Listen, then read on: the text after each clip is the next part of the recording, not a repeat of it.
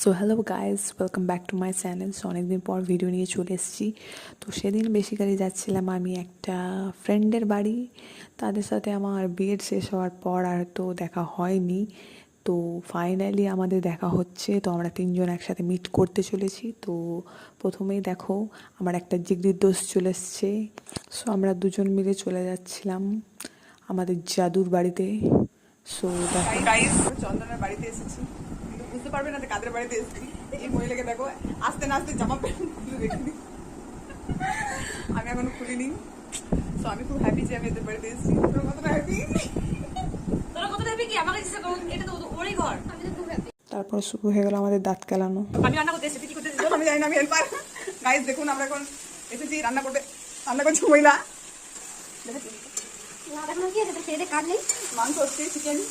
আর এখানে কি করবে জানি না, আমরা রান্না করতে নিয়ে সো আসার সময় আমরা আইসক্রিম নিয়ে এসেছিলাম। তো সেই আইসক্রিমটাই আমরা খাচ্ছিলাম, কিন্তু সেটা গলে অবস্থা খারাপ। তারপরেই আমাদেরকে দিয়ে দিল কষা মাংস, যেটা প্রচণ্ড গরম ছিল। আমি একটা মাংস তুলে পাচ্ছি। আচ্ছা আচ্ছা গিল।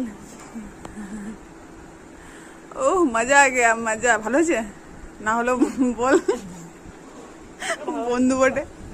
ও এখানে কি মিউজিক সিস্টেম লেগেছিল জানি না, এত বিকট সাউন্ড, মানে আওয়াজ শুরু হলে আমাদের মনে ছিল কতক্ষণ বন্ধ করে গানটা, এত বিকট শব্দ কিছু বলার নেই। তারপর স্টার্ট হয়ে গেল নটাঙ্কি। আমাদের একটু মজা করছিলাম, অনেকদিন পর দেখা হলো।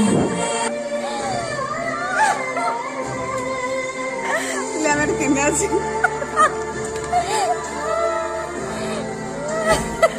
চিকেন খেলাম, মানে খেতে এসছি মনে হয় এখানে।